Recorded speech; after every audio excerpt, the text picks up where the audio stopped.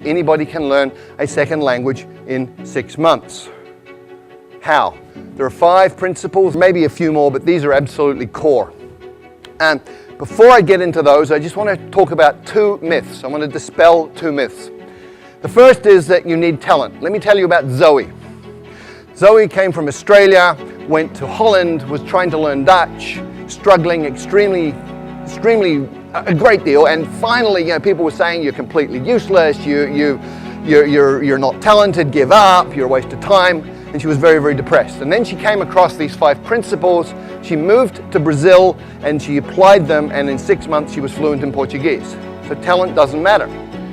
People also think that immersion in a new country is the way to learn a language, but look around Hong Kong. Look at all the Westerners who've been here for 10 years who don't speak a word of Chinese. Look at all the Chinese living in America, Britain, Australia, Canada, who've been there 10, 20 years and they don't speak any English. Immersion per se does not work. Why? Because a drowning man cannot learn to swim. When you don't speak a language, you're like a baby, and if you drop yourself into a context which is all adults talking about stuff over your head, you won't learn. So, what are the 5 principles that you need to pay attention to? First, the 4 words. Attention, meaning, relevance, and memory. And these interconnect in very, very important ways, especially when you're talking about learning. Come with me on a journey through a forest. You go on a walk through a forest and you see something like this. Little marks on a tree. Maybe you pay attention, maybe you don't. You go another 50 meters and you see this. You should be paying attention.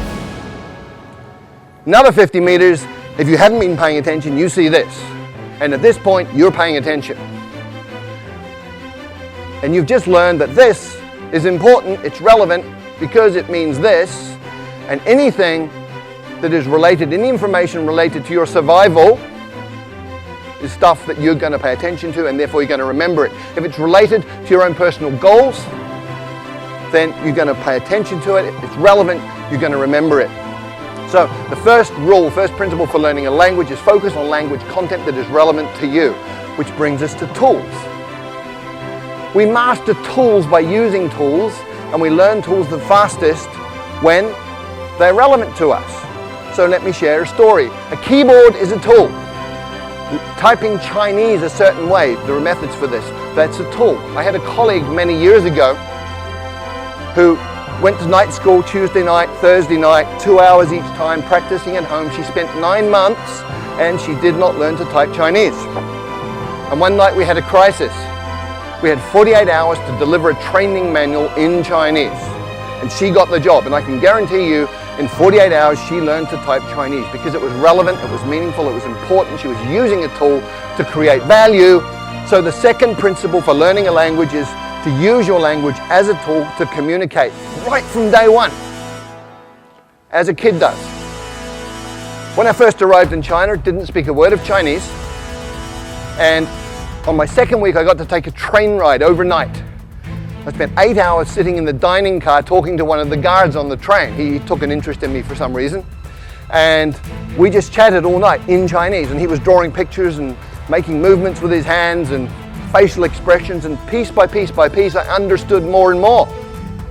But what was really cool was 2 weeks later, when people were talking Chinese around me, I was understanding some of this, and I hadn't even made any effort to learn that. What had happened, I'd absorbed it that night on the train, which brings us to the third principle. When you first understand the message, then you will acquire the language unconsciously.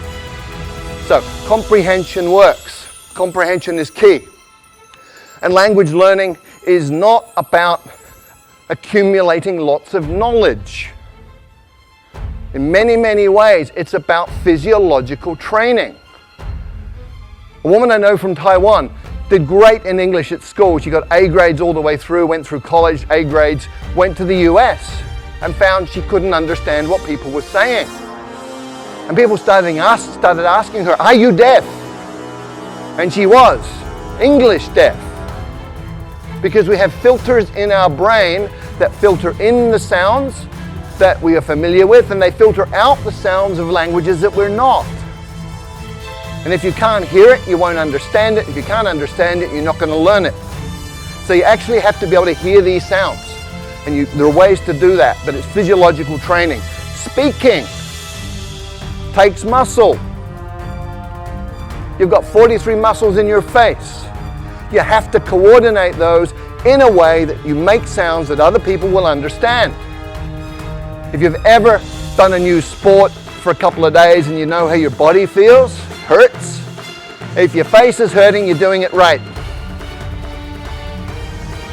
And the final principle is state, psychophysiological state.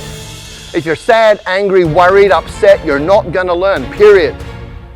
If you're happy, relaxed, in an alpha brain state, curious, you're going to learn really quickly. And very specifically, you need to be tolerant of ambiguity. If you're one of those people who needs to understand 100% every word you're hearing, you will go nuts because you'll be incredibly upset all the time because you're not perfect. If you're comfortable with getting some, not getting some, just paying attention to what you do understand, you're going to be fine, you'll be relaxed, and you'll be learning quickly. So, there are 5 principles that you need to work with. If you do any of them, you're going to improve. And remember, these are things under your control as the learner. Do them all, you're going to be fluent in a second language in 6 months. Thank you.